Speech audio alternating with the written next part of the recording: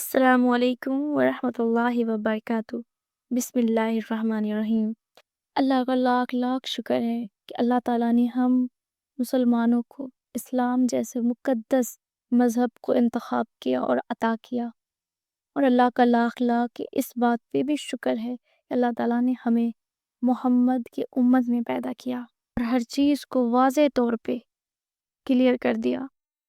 نیکی کرنے کے وقت، نیکی کرنے کے اوقات بھی بتا دیے۔ اللہ تعالیٰ کی رحمت، برکت، حسن و دی رضامندی کیسے حاصل کی جاتی ہے اسے بھی اللہ کے رسول صلی اللہ علیہ وسلم نے بتا دیا۔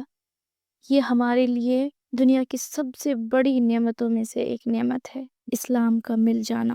اسلام کو عطا کرنے پہ ہم اللہ کی جتنی بھی شکر ادا کریں وہ کم ہے، کیونکہ اسلام ایک ایسا مذہب ہے، محمد کی امت میں پیدا ہونا ایک ایسی بڑی بات ہے جو پہلے کے لوگ دعائیں کیا کرتے تھے اس امت میں پیدا ہونے کے لیے، اور آج ہمیں اللہ نے بنا محنت کے، بنا دعائیں مانگے اللہ نے یہ ہمیں نعمت عطا کیا ہے۔ تو اللہ کا جتنا ہو سکے اس بات پہ شکر ادا کرے کہ اللہ نے آپ کو اسلام میں پیدا کیا، اللہ نے آپ کو محمد کی امت میں پیدا کیا صلی اللہ علیہ وسلم۔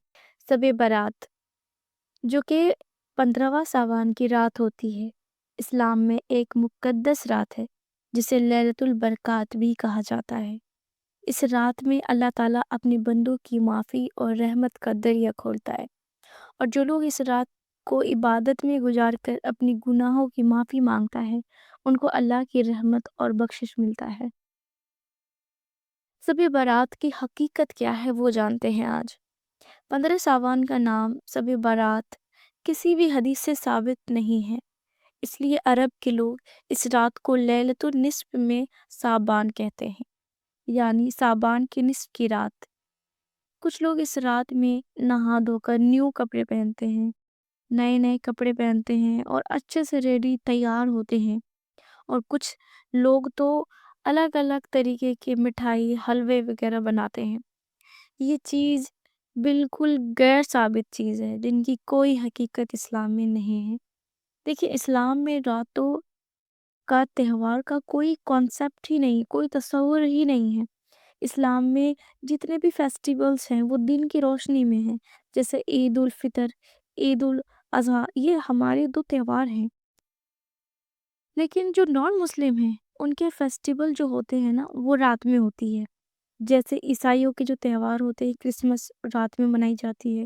کچھ ہندوؤں کے تہوار ہیں جیسے دیپاولی، دیوالی وغیرہ۔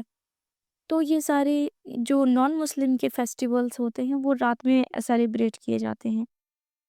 لیکن اب اس بارے میں ہمیں زیادہ نالج تو نہیں، لیکن شاید ہو سکتا ہے اللہ تعالیٰ نے اسلام میں رات کو آرام یا عبادت کے لیے بنایا ہو۔ اس کے بارے میں زیادہ نالج تو نہیں ہے کہ اللہ تعالیٰ نے رات میں فیسٹیول کیوں نہیں رکھا، اس کے بارے میں زیادہ میں نہیں کہہ سکتی، لیکن میں اتنا اندازاً کہہ سکتی ہوں کہ شاید اللہ تعالیٰ نے ہم انسانوں کے لیے رات کو آرام کے لیے اور عبادت کے لیے بنایا ہے۔ اس لیے اسلام میں رات کے فیسٹیول اور رات کے تہواروں کا کوئی کانسیپٹ ہی نہیں ملتا ہے۔ شب برات کے بارے میں اسلام میں بہت ہی فضیلت ہے۔ شب برات کے بارے میں کئی حدیثیں ہیں، لیکن اس رات کی فضیلت پر کچھ اختلاف بھی ہیں۔ ایک مشہور حدیث جو اس رات کی فضیلت کو ثابت کرتی ہے وہ یہ ہے، ابن ماجہ کی حدیث ہے، اللہ تعالیٰ اس رات میں اپنے بندوں کی طرف نظر فرماتے ہیں، اور جو لوگ اس رات کو عبادت میں گزار کر اپنی معافی مانگتے ہیں اس کو معاف کر دیتے ہیں، اور جو لوگ اس رات کو عذاب اور مصیبت یا پریشانی یا بیماری سے بچنے کے لیے دعا کرتے ہیں تو ان کی دعا کو قبول کرتے ہیں۔ سبحان اللہ، ابن ماجہ کی حدیث ہے۔ یہ حدیث اس بات کو ثابت کرتی ہے کہ شب برات کا وقت اللہ کی رحمت اور نعمت کا ٹائم ہے، بہت اچھا ٹائم ہے، اور اس رات میں عبادت اور دعا کا بہت زیادہ اجر و ثواب ہے۔ سابان کے مہینے کی فضیلت کیا ہے آئیے جانتے ہیں۔ 15 سابان کے مہینے کی بھی اپنی خاص فضیلت ہے۔ حضرت عائشہ رضی اللہ تعالیٰ عنہ سے روایت ہے کہ انہوں نے فرمایا، رسول اللہ صلی اللہ علیہ وسلم साबान के महीने में इतने रोज़े रखा करते थे कि हमें लगता था कि उन्होंने पूरा महीने रोज़ा रखना है। सही मुस्लिम की ये हदीस है। इस रिवायत से ये मालूम होता है कि साबान का महीना बहुत ही मुफीद है और इस महीने में इबादत और रोज़े रखने की एक कसरत बयान की गई है। हज़रत आयशा रज़ी अल्लाह ताला अन्हु की रिवायत है कि और हज़रत आयशा रज़ी अल्लाह ताला अन्हा की रिवायत के मुताबिक रसूलुल्लाह सल्लल्लाहु अलैहि वसल्लम साबान के महीने में ज़्यादा से ज़्यादा रोज़ा रखा करते थे और ये महीना रोज़ा रखने और इबादत करने के लिए बेहतरीन वक्त है। देखिए, साबान का महीना अल्लाह ताला रमज़ानुल मुबारक को तैयार करने के लिए अता किया है ताकि हम रमज़ान को अच्छे से प्रिपेयर कर सकें, रमज़ान की तैयारी कर सकें, इसलिए साबान का महीना देते हैं। तो हमारे नबी सल्लल्लाहु अलैहि वसल्लम रोज़ा रखते थे इसलिए कि ताकि हमें रमज़ानुल मुबारक में कोई परेशानी ना हो। लेकिन आम इंसानों के लिए ये थोड़ा-सा मुश्किल है कि वो साबान के भी महीने में रोज़ा रखे और रमज़ानुल मुबारक के। इससे हो सकता है कमज़ोरी फ़ील हो, इसलिए बेहतर है कि वो 2-4 रोज़े ही रखे, उसके बाद रमज़ानुल मुबारक के पूरे रोज़ा रखे। हाँ, जिसको अल्लाह ने सेहत दिया है कि वो रोज़ा रख सकते हैं, उसके लिए बेहतरीन ऑप्शंस है कि वो साबान के महीने में भी कसरत से रोज़ा रखे। और आइए जानते हैं साबान के महीने में रोज़ा रखने का क्या हुक्म है और क्या फ़ज़ीलत है। साबान के महीने में रोज़ा रखना सुन्नत है। ये भी रिवायत है कि हज़रत आयशा रज़ी अल्लाह तआला अन्हा ने फरमाया रसूलुल्लाह सल्लल्लाहु अलैहि वसल्लम साबान के महीने में ज़्यादा से ज़्यादा रोज़ा रखा करते थे। सही बुखारी से साबित है। इसलिए साबान के महीने में रोज़ा रखना एक बहुत बड़ा सुन्नत है। अगर जो चाहता है कि इस महीने में रोज़ा रखे तो वो अल्लाह के रसूल की बहुत बड़ा सुन्नत भी अदा कर कर रहा है।